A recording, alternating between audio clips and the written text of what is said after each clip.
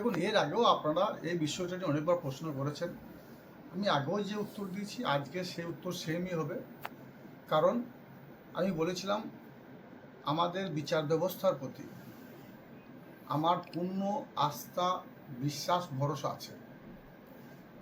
যদিও বিজেপি চেয়েছিল নির্বাচন কমিশনকে কাজে লাগিয়ে সারা বাংলার যারা ভোটার তারা যেন তাদের গণতান্ত্রিক অধিকার, সাংবিধানিক অধিকার, ভোটাধিকার প্রয়োগের অধিকার প্রয়োগ করতে না পারে, কিন্তু আমাদের রাজ্যের বাংলার বাঘিনী, বাংলার মা, বঙ্গজননী মাননীয় মুখ্যমন্ত্রী মাননীয় মমতা বন্দ্যোপাধ্যায় সুপ্রিম কোর্টে গিয়ে সওয়াল জবাবের ভিত্তিতে তিনি এটা প্রমাণ করে দিয়েছেন যে নির্বাচন কমিশন যাকে বিজেপি কাজে লাগাচ্ছে তার কোনো দায় দায়িত্ব থাকবে না।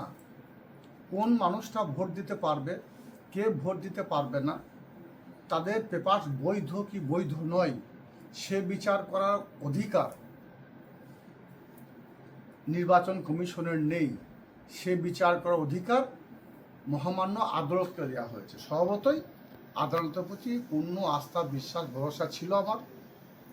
আমাকে যেমন মাননীয় মুখ্যমন্ত্রী মাননীয় মমতা বন্দ্যোপাধ্যায় এবং আমার দলের সর্বভারতীয় তৃণমূল কংগ্রেস দলের সাধারণ সম্পাদক অভিষেক বন্দ্যোপাধ্যায় আমাকে যখন হাসান বিধানসভা কেন্দ্রে প্রার্থী হিসাবে মনোনীত করেছেন, আমি কিন্তু ডে ওয়ান থেকে প্রচার করছি। কারণ আমার বিশ্বাস ছিল যে আমার নাম আসবে। তাই আজকে দেখতে পাচ্ছি আমি 331 নম্বর সিরিয়ালে আমার নাম রয়েছে।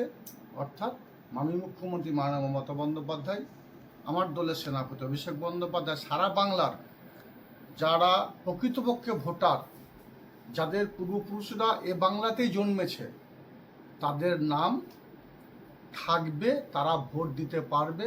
প্রত্যেককে আপনাদের মাধ্যমে অনুরোধ করব, আপনারা মাননীয় মুখ্যমন্ত্রী মাননীয় মমতা বন্দ্যোপাধ্যায়, বঙ্গজননী, বাংলার মা, বাংলার বাঘিনী, তার প্রতি আস্থা, বিশ্বাস, ভরসা রাখুন।